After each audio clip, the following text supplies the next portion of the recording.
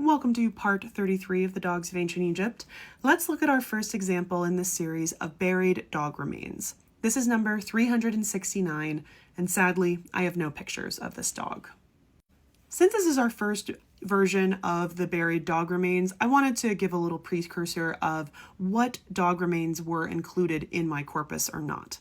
I will say it's a very small percentage of having either skeletalized or mummified dog remains. And mostly this was because I really had a hard time figuring out how and why that animal was buried.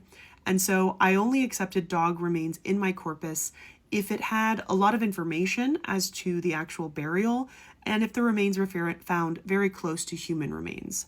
These factors gave it a higher probability that the dog was a personal animal of that human, or at least had more human interaction. I mostly had to do this because there are so many dogs and jackals that were sacrificed as ritual mummies, mostly during the later periods of Egyptian history, and I'm talking literally millions of these dogs. So I didn't want to go through all of that and add those to my corpus, and I didn't really think it fit the scope of my research. So the limited amount of mummified dogs, it's quite small, and there are items that are not an actual mummified dog, but something associated with the burial of a dog. So that kind of falls into coffins, tombs of dogs, which I do have examples of both, which is honestly, they're a little bit cooler than the actual buried dog. Okay, so back to number 369. This is a buried dog that was found in tomb A128 in Harageh, which, if you see right there, is a city that is essentially just south of the entrance to the Fayum Oasis in relatively northern Egypt. So this site was excavated by Reginald Engelbach in 1913. This is one of the very many cemeteries, but it's located in Cemetery A, and it's very hard to see, but 128 is this one right there. That's 128.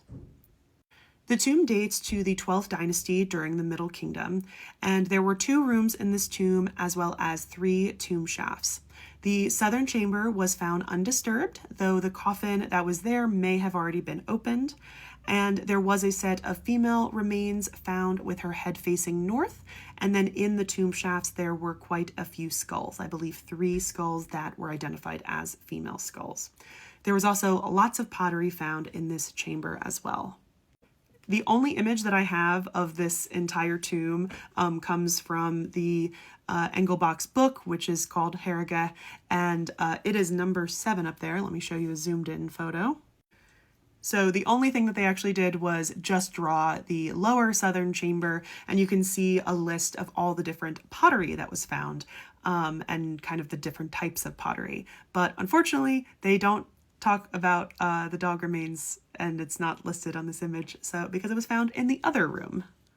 Unfortunately, the remains of the dog was not very clearly described in Engelbach's report, and I don't think I had access to this report until recently. So looking back, I'm not exactly sure if I would have included this dog in the corpus, but he's getting included because he's already in it.